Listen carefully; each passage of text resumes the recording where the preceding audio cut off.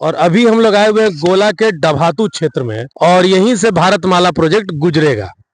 और भिंडी हरा होना चाहिए, भिंडी का पत्ता हरा होना चाहिए, लेकिन यहाँ हरियाली नहीं दिख रही है, ये सफेदी दिख रही है, फसलें मर रही है।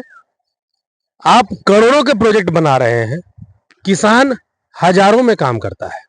और जो ये भिंडी जो मैं मार्केट लेके जाता हूँ, जो ये व्यापारी इसको लेने के लिए तैयार नहीं होती है। अगर फ्लाइस नहीं उड़ता तो मैं मुनाफे में ही रहता, जो कि क्या खीरा लगा है ना।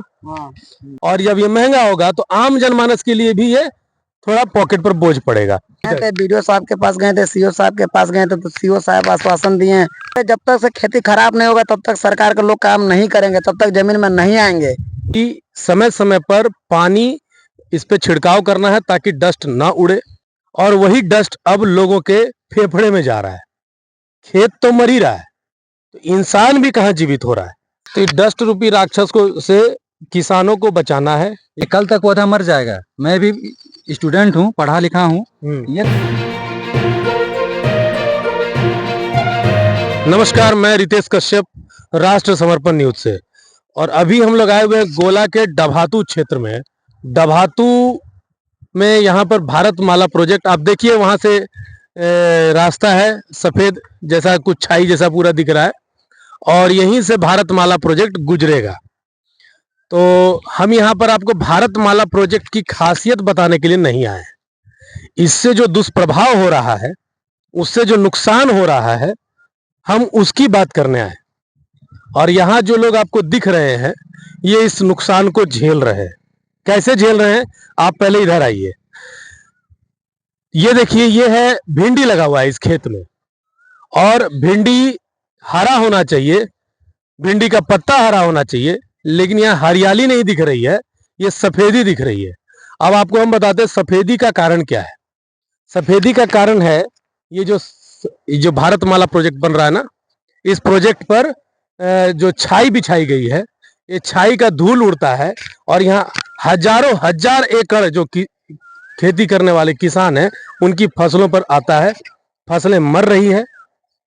आप करोड़ों के प्रोजेक्ट बना रहे हैं, किसान हजारों में काम करता है, 1000 रुपए के लिए, 500 रुपए के लिए, 200 रुपए के लिए। और उनका अगर एक प्लॉट का भी अगर भिंडी बर्बाद होता है तो उनके लिए जो लॉस होता है ना, वो बहुत बड़ा लॉस होता है। बहुत छोटे पैसे का काम करते हैं ये लोग। हमारे बीच में एक किसान है जो बड़े परेशान भी है, और आप इनसे पूछिए कि क्या समस्या है। क्या समस्या है भाई, क्या नाम है आपका? मेरा नाम उद्देश्य कुमार है। हाँ। मैं ये किसान हूँ, जो कि मेरे प्लॉट में आप देख सकते हैं, ये फ्लाइस के कारण जो मेरा भिंडी का जो पैदावार है वो बढ़ नहीं रही है। और जो ये भिंडी जो मैं मार्केट लेके जाता हूँ, जो व्यापारी इसको लेने के लिए तैयार नहीं होती है। अच्छा, क्या बोलते हैं वो लोग? बोलते हैं कि इसमें व्हाइट अपन है। अच्छा। आपका भिंडी हरा नहीं है। अच्छा, हरा भिंडी नहीं है। हाँ। मैं इसको 4 बार तक धोता हूँ, ये भिंडी को मैं 4 बार धोता हूँ, वॉश करता हूँ सुबह। अब इसमें इतना जम गया है कि कितना ज्यादा धोने पे मान लीजिए भिंडी टूट भी जाएगा, खराब भी हो जाएगा। खराब भी हो जाता है भिंडी। हाँ। मेरा तो इसलिए बड़ा परेशानी हो रहा है। परेशानी है मेरा। तो इसे अभी तक आप ये कब लगाए थे ये खेत? ये मैं दिसंबर में लगाया था। अच्छा, अब तक दिसंबर में। अच्छा, अगर यहाँ पर फ्लाई ऐश नहीं उड़ता तब तक में अभी आपको कितना लाभ होता, और फ्लाई ऐश की वजह से कितना नुकसान हुआ? फ्लाई ऐश की वजह से तो मेरा भारी नुकसान हो चुका है। अगर फ्लाई ऐश नहीं उड़ता तो मैं मुनाफे में ही रहता, जो कि मैं 1 दिसंबर में लगाया हूँ इस भिंडी को। उस टाइम रेट काफी बढ़िया था, 80 रुपये केजी, 60 रुपये केजी के रेट पे था।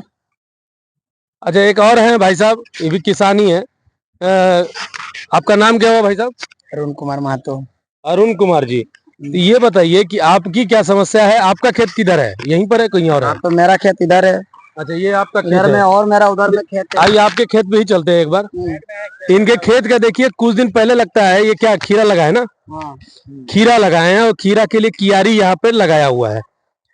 पूरे कियारी में फ्लाई ऐश का डस्ट आप देख सकते हैं। अब यहाँ पर पानी जाएगा तो पानी तो आप अंदर जाने नहीं दीजिएगा, अगर डस्ट के साथ जाएगा तो। और पत्ता पूरा जो है आप देख सकते हैं कितना इसमें धूल है, देख रहे हैं। तो अब आप समझिए कि इस तरीके से अगर एक किसान को खीरा जो है बाजार में 20-25 रुपए केजी कैसे है? नहीं, अभी सस्ता है खीरा। चलिए, एक तो खीरा सस्ता है, और सस्ते खीरे में भी अगर मान लीजिए बहुत सारे खीरे मर जाएं तो उनकी स्थिति क्या होगी। खीरा ही पैदा नहीं होगा तो खीरा महंगा होगा, और जब ये महंगा होगा तो आम जनमानस के लिए भी ये थोड़ा पॉकेट पर बोझ पड़ेगा। तो अभी इस बात को लेकर के आप लोग गए थे कहीं पर, किसी को शिकायत की है अभी तक? बीडीओ साहब के पास गए थे, सीओ साहब के पास गए थे, तो सीओ साहब आश्वासन दिए हैं वीडियो विजिट करते हैं। कल आके विजिट करेंगे। अच्छा, नहीं ठीक है, इन्होंने सीओ साहब के पास गए थे, मैंने भी सीओ साहब से बात की थी। सीओ साहब ने कहा कि वो कल आएंगे और निरीक्षण करेंगे, उसके बाद कल रिपोर्ट डीसी साहब को भेजेंगे, और डीसी साहब फिर तय करेंगे कि उनको क्या करना है।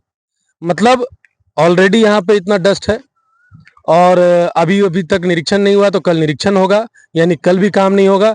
कल के बाद डीसी साहब को जाएगा, हो सकता है परसों डीसी साहब अगर विचार बनाए तो डीसी साहब परसों काम करेंगे, यानी 3-4 दिन तक ऐसे रहेगा, और उसके बाद पूरा का पूरा खेत के जितने भी फसल है वो मरने के कगार पे आ जाएगा। कुछ बोलना चाह रहे थे? नहीं, वही चीज बोल रहे हैं, जब तक से खेती खराब नहीं होगा तब तक सरकार के लोग काम नहीं करेंगे, तब तक जमीन में नहीं आएंगे।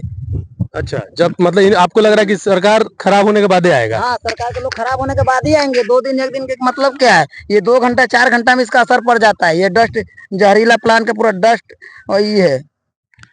भारतमाला प्रोजेक्ट में जो अपने सरकार के मंत्री हैं, ऐसा नियम था कि जितने भी डस्ट है, फ्लाई एश जो भी हैं पावर प्लांट के इधर के, वो सारे डस्ट को यहाँ लाया जाएगा। एनएचआई के एक अधिकारी से मैंने बात किया तो उन्होंने बताया कि समय समय पर पानी इस पे छिड़काव करना है ताकि डस्ट ना उड़े, और अगर ऐसा नहीं होता है तो डस्ट पूरे आसपास में चला आता है।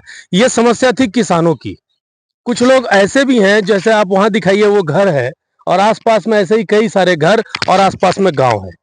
आप समझिए कि ये तो डस्ट है जो उड़ करके खेत में आ रहा है, और वही डस्ट अब लोगों के फेफड़े में जा रहा है। खेत तो मर ही रहा है, तो इंसान भी कहाँ जीवित हो रहा है। तो ये थोड़ा सा परेशानी का बात है। हम लोग रामगढ़ के जिला प्रशासन से, रामगढ़ के अलावा जहां से भी ये सड़क पार हो रही है, वहां के प्रशासन से अनुरोध करेंगे कि जल्द से जल्द इस समस्या का समाधान करें। गर्मी का महीना है, एक बार पानी छिड़कने से भी काम नहीं बनने वाला है, 2 बार 3 बार आप पानी छिड़किए ताकि किसानों का सहूलियत हो सके। तो भाई साहब, इस गांव की कितनी आबादी होगी, और लगभग इस गांव का कितना खेती कितना होता होगा? बहुत खेती कम से कम बहुत एकड़ में होगी सर। हजारों एकड़ में होगा। हजारों एकड़ में और ये बात डस्ट कि की स्थिति कहाँ तक है? ये रोड में कितना भी पानी डालने से नहीं होगा। ये गर्मी का दिन है, इसमें मिट्टी डाला जाए। स्थिति हम लोग किसमें? ये रोड में, भारतमाला रोड में डस्ट डालने से नहीं होगा, कुछ नहीं होगा।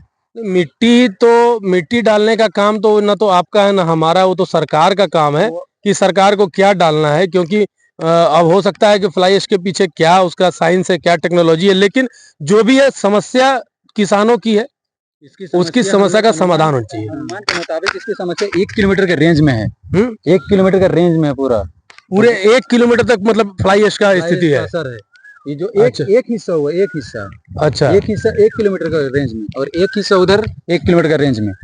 अच्छा, तो मतलब पूरा का पूरा ये गोला का डभातू के आसपास का पूरा क्षेत्र, इस भारतमाला के अगल बगल 400-500 मीटर दूर थोड़ा परेशान, बहुत परेशानी है। किलोमीटर दोनों साइड दूर में है, 1 किलोमीटर तक ये पूरा खेती को जकड़ लिया है डस्ट। तो ये डस्ट रूपी राक्षस को से किसानों को बचाना है। ये किसान कल तक ये पौधा मर जाएगा सर। हाँ, ये कल तक पौधा मर जाएगा। मैं भी स्टूडेंट हूँ, पढ़ा लिखा हूँ। ये क्लोरोफिल, इसमें क्लोरोफिल होता है। क्लोरोफिल ये बना नहीं पाएगी, तो ये खाना कैसे बनाएगी? सही ये बढ़ेगी नहीं पौधा, ये ग्रोथ होगी नहीं, जो कि इसका जो क्लोरोफिल जो होती है उसको ढक दिया है। अच्छा, अब इसका उपाय, इसका समाधान कुछ नहीं, एक ही समाधान है, जो कि हमको टंकी लाके दवाई में पानी मार के स्प्रे करना होगा। अच्छा, मतलब उसका ऊपर का डस्ट को हटाना होगा। तो मैं एक दिन करूंगा सर, डेली नहीं ना करने आऊंगा। यही भाई जी, आपको मान लीजिए 10 रुपया खीरा बिक रहा है और उसको उगाने में आपको 20 रुपया खर्चा हो जाएगा, तो उससे तो आपको नुकसान ही हो जाएगा ना। कुल मिला के नुकसान ही हो रहा है। तो सरकार से विनती है कि इस समस्या पर गौर फरमाएं और किसानों की समस्या का समाधान करें। अभी तक के लिए इतना ही। अगर कहीं और कोई समस्या होगी तो राष्ट्र समर्पण वहां आपको खड़ा नजर आएगा। नमस्कार।